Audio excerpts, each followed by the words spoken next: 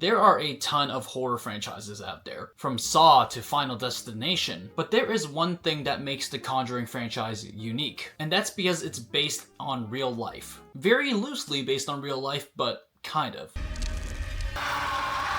Directed by James Wan, the first Conjuring film came out in 2013 and was released to high praise and is consistently on the list of the scariest movies of all time. This later spawned an entire franchise with the so-called final movie coming out earlier this year. Final one? Yeah, right. I bet you they already have like more spin-offs planned. Anyways, the 9-movie franchise is based on the adventures of Ed and Lorraine Warren, famous real-life ghost hunters who may or may not have been scammers.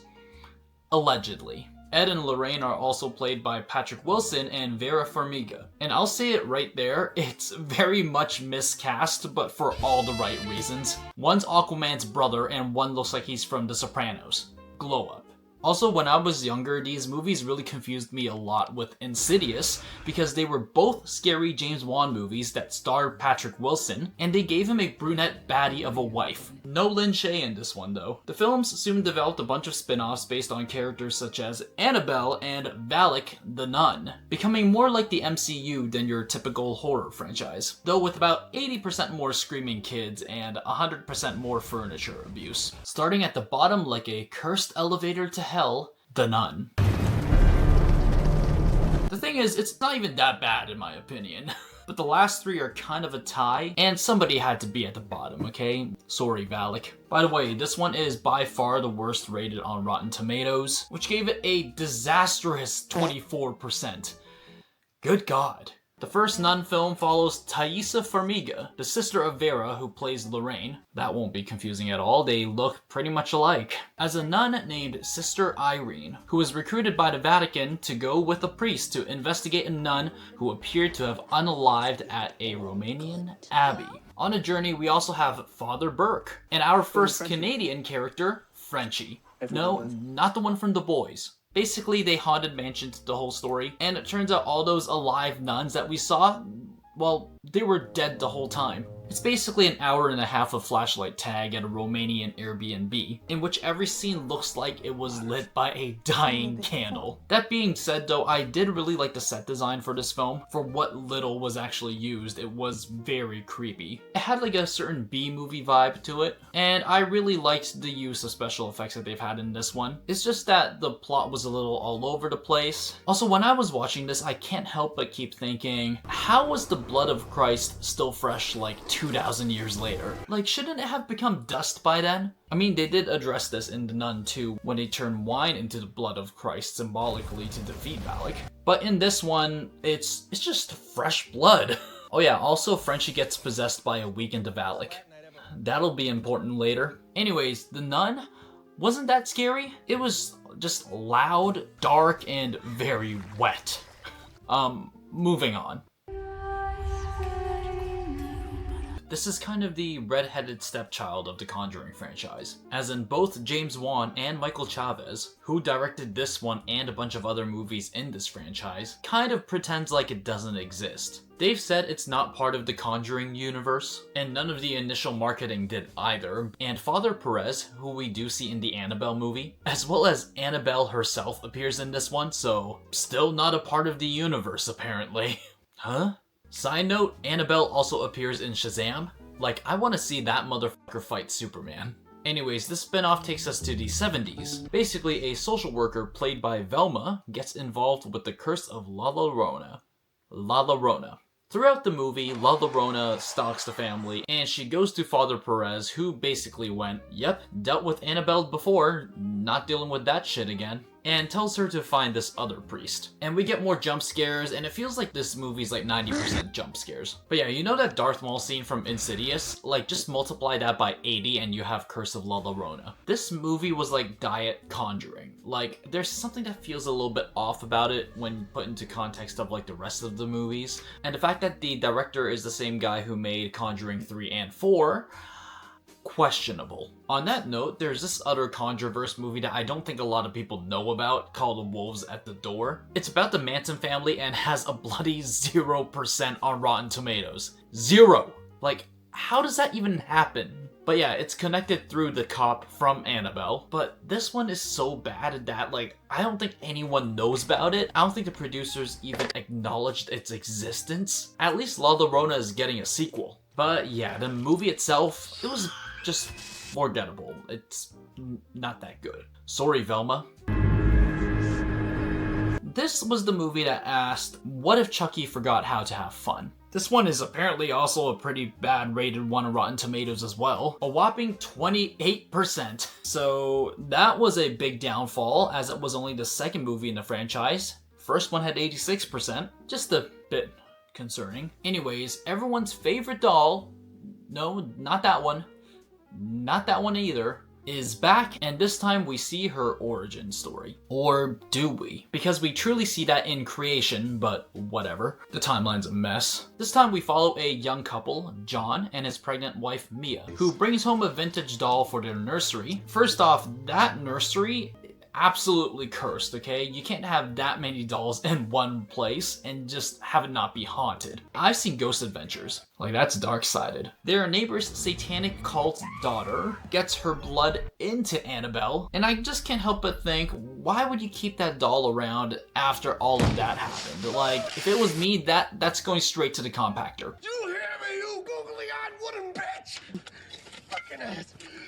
And they did throw at Annabelle, except that she just keeps coming back. Like, even after they moved. So they seek out help from Father Perez and a bookkeeper named Evelyn. Very helpful team here compared to the Warrens. The rest of this movie and the ending was a bit of a mess. And after Annabelle goes missing at the end, it flash forwards to some time later when the mom of the nursing student from the first Conjuring movie who gets Annabelle, well, we see her buy Annabelle. You know, there's a little bit of action in here, but overall, it was not the most exciting of the movies. But it still gave some new lore on Annabelle. It's a shame that it's not until the next movie that we actually learn about her true origins. Because in my opinion, that next movie delivered those origins so much better. Side note, I can only just imagine having to live with Annabelle. You come home and it's just passive-aggressive post-it notes all around being like, do the dishes, just written in blood. This brings us to The Nun 2, or as I call it, Valak Takes France. It starts off with your typical horror flair, you know? A priest catches on fire, and we follow Sister Irene a few years after The Nun. The French-Canadian demon Maurice is back, and is now basically hot Hagrid at a girls' school. God, every scene with Maurice in this movie makes me want to crawl into a hole. Like, God, this French-Canadian demon is so much creepier this time around. And I don't know how, but whenever it shows him, he low-key kind of looks more and more like Valak. Just like the dark and sharp features. If that's intentional, that's cool, but it might also just be the fact that the lighting looks kind of shit. Oh yeah, this movie, just like The Nun 1, is also dark as fuck. Also, it's bullshit that they unalived Father Burke off screen. Father Burke is dead. Cholera. I actually liked him in the first movie. Was he asking for too much money or something? Who knows? I bet you if anything, it was Valak that gave him cholera. I just imagine Valak in Hell's Kitchen, serving Father Burke some contaminated scallops or something. Anyways, things start getting weird when Irene notices that all of these incidents that she's investigating, Frenchie has also worked in those places. Meanwhile at the school, Frenchie starts NPC lagging and, well, Valak breaks loose. I mean, we get a few cool bits in this movie too, like Valak attacking her Amazon delivery driver. I mean, after a few broken packages, one sympathizes. Or that scene when Valak makes themselves appear through like the newspaper stand. You could see it coming from like a mile away, and could they have made it a little bit shorter? Yeah. But was it pretty sick? Hell yeah. The Nun 2 is like when your ex texts you after a few years saying I've changed. And for once they kind of did. Also, Frenchie Valak basically turns into a WWE wrestler, and it's low-key kind of fun just watching him super slam people. Also, that Goatman demon CGI, horrendous for the budget that this movie had. Ugh. Another thing I found funny was where like Ghost Cedric starts wailing on his mom. And because his name is Cedric, all I kept thinking was, This is my boy!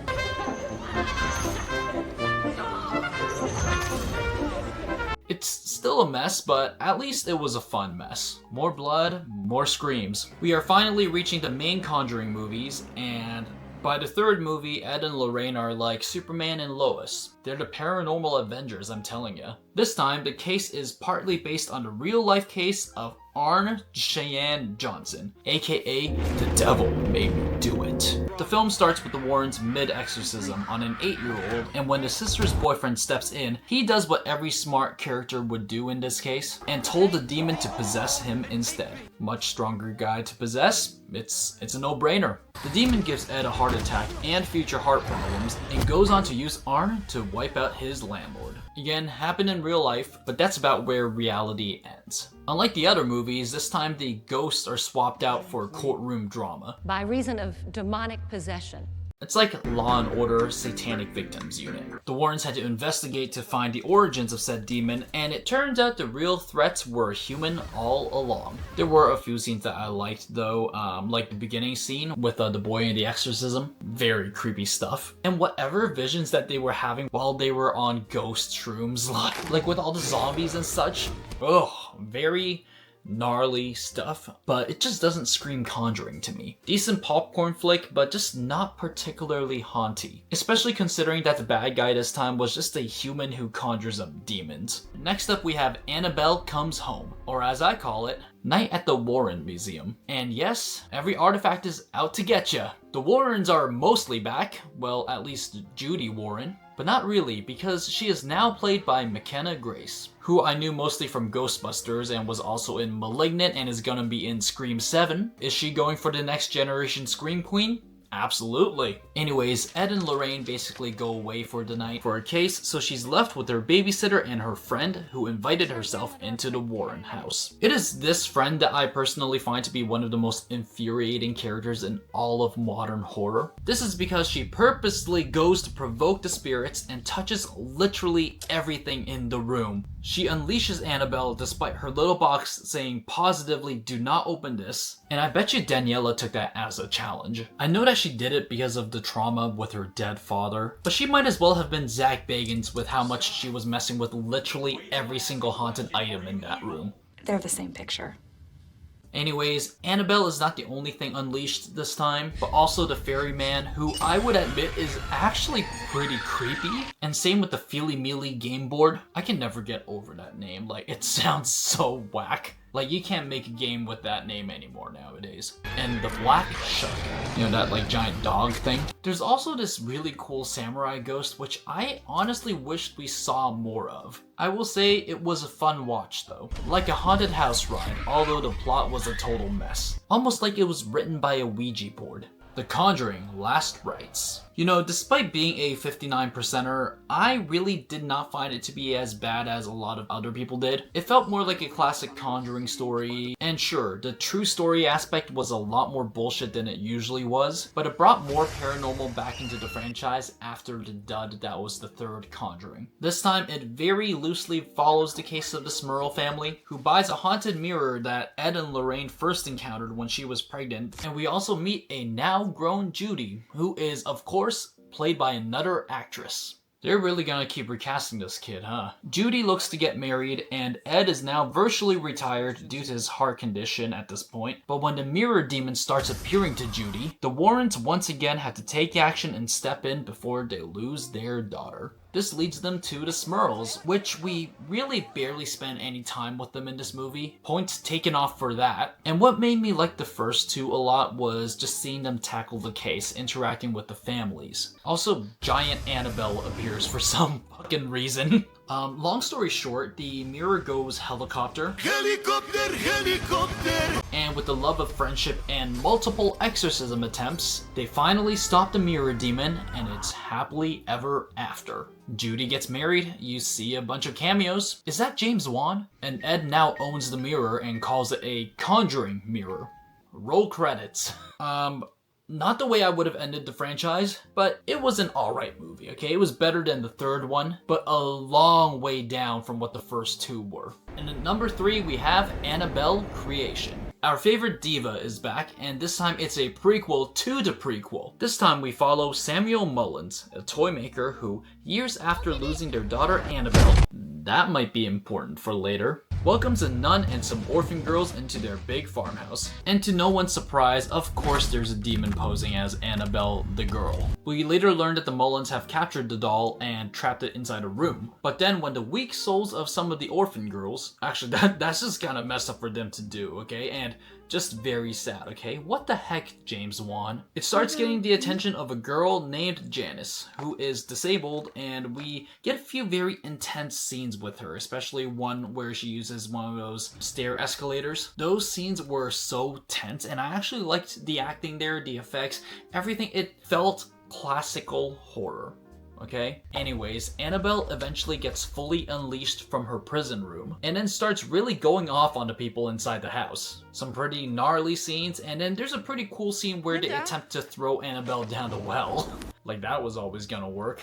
And that ending, just wow. The whole time I was watching this, I kept thinking, there's no way this doll was cursed by two separate girls named Annabelle, right? Like, what are the odds? And then this twist ending came through. I gotta say, that twist got me good. Basically, Janice, still possessed by the doll, escapes and ends up in an orphanage under the name Annabelle.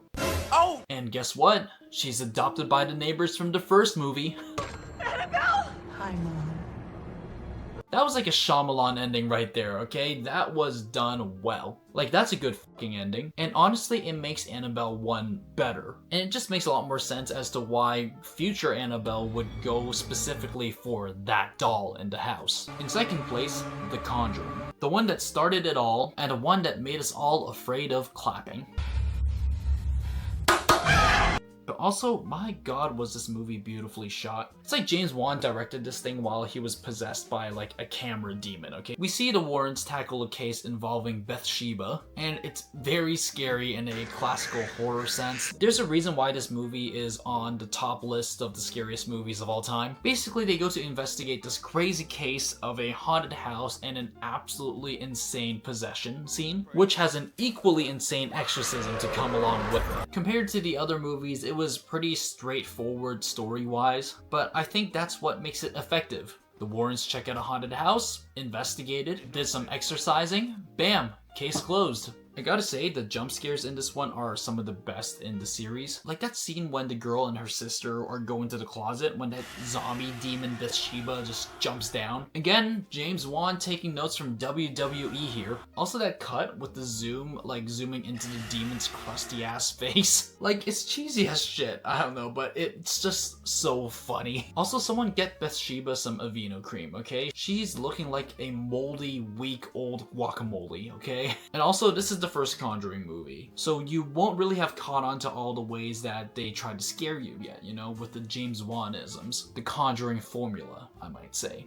And finally, in first place, we have The Conjuring 2. I swear this is the Empire Strikes Back of ghost movies. Finally, a sequel that's better than the original. It's emotional, it's terrifying, we get the nun and the crooked man, as well as the realization that British children are just way scarier than American ones. But yeah, this time the Warrens go to the UK. I think this is their only international case that they've done for these movies. Everywhere else has been America. Pretty much the Warrens get recruited to deal with this case in the UK, and Lorraine has to deal with seeing visions of Ed dying during this case and preventing it from happening. And it's tense, and upon rewatching, you really notice that the words Valak get spelt out like throughout different times in this movie. And one of the reasons why I love this movie so far, the scariest depiction of Valak. The Crooked Man was also creepy as fuck, and it's overall my favorite story in the Conjuring universe by far. Also, Patrick Wilson sings Elvis, okay? That's cinema right there. Wise men say. So that was ranking all the Conjuring movies. It's an enjoyable film franchise. Overall, I do enjoy this fictionalized telling of the Warrens. Much better than their real life stories, that's for sure. In the end, the Conjuring universe has really taught us 3 things. 1. Never buy antiques. 2. Never go to church alone. And 3.